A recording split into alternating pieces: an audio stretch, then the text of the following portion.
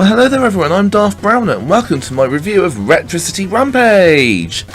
Now this game is decidedly old school and it has its fair share of parodies and nods to various 8-bit games. It's effectively a love letter, if you like. It's very humorous as well, which is just brilliant. So you've got Mega Man, as you can see. And you've got the Duck Hunt reference as well, which is awesome. But you play a character called the Player, great name, who is bizarrely sent back in time. Ends up in a workplace called Theftopolis.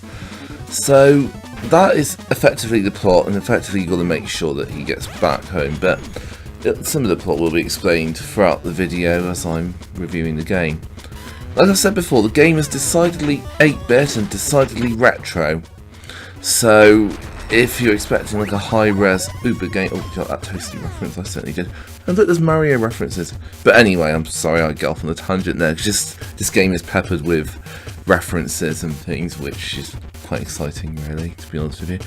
But yeah, the game is decidedly 8-bit and very, very old school. Think old school Grand Theft Auto, as in the first Grand Theft Auto game. And you've got the right idea, to be honest with you. But that is part of Retro City Rampage's charm, if I'm being quite honest with you. The fact that it is unashamedly retro and 8-bit. Even if you've never really played games like this, all 8-bit and such, you'd still love it. The game is incredibly accessible, I would say. So I would strongly recommend that you guys give it a go.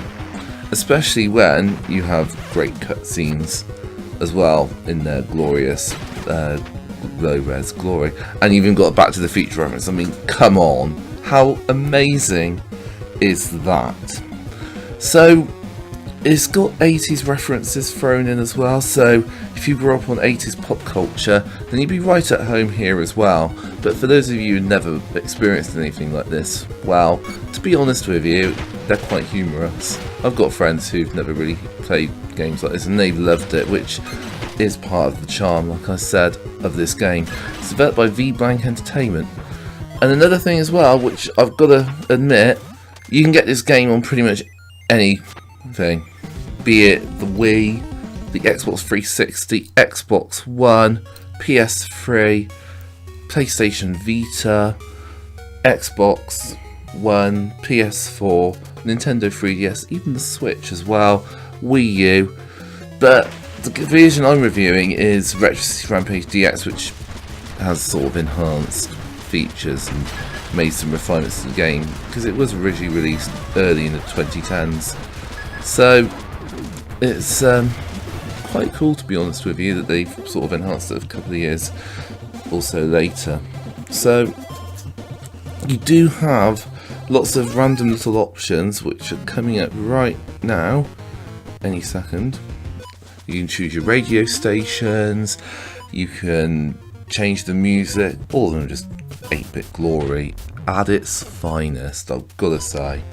And not only that, but you also get to change the widescreen options, and whether you want to play on an old school arcade cabinet, or an old TV, or whatever really, it's just nice little aesthetic touches.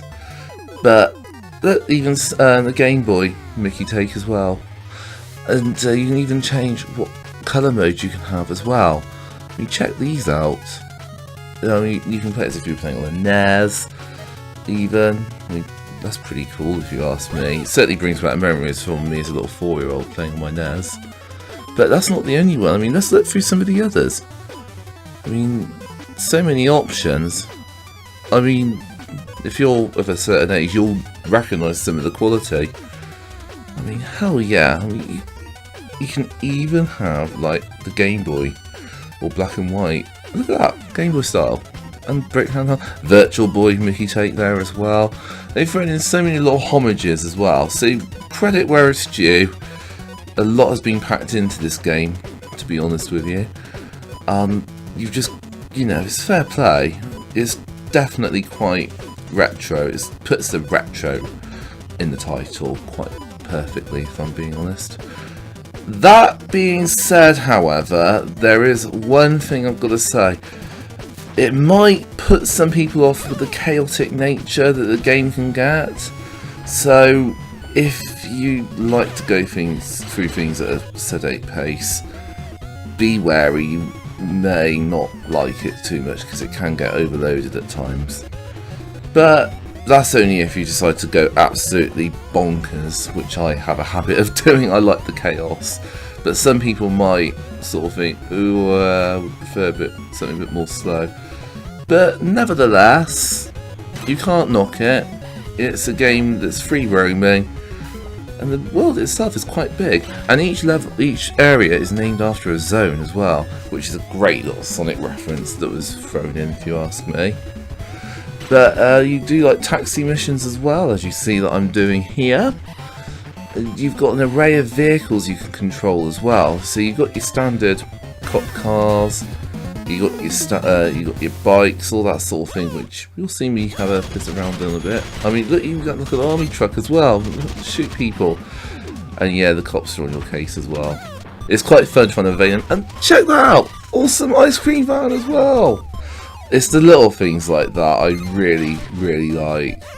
So you can go on a rampage to your heart's content, and there's even a trophy which does encourage wanton destruction, where you'll kill like 250 people on a single life, which I kind of enjoyed getting because it was quite satisfying, if I'm being quite honest with you. It was really satisfying. You do get cloaking devices as well, so for those of you who want to try and be subtle, then that may help you. But if you're anything like me, they don't tend to be useful because I tend to go crazy. But another thing I've got to say about this game is that the car chases are pretty fun, so you get that sense of exhilaration when you're avoiding the coppers, because they do stick on your tail, that's for sure, and you get to mow people down. So it kind of reminds me a little bit of Hotline Miami in a sense as well, in the sense you've got that 8-bit destruction. And you see those missions, they're missions, but I want to show you the arcade. This is an example of one of the arcade games that you can play. Takes a bit of chilling and things if you don't want to have much, you want something different to do, which is pretty cool.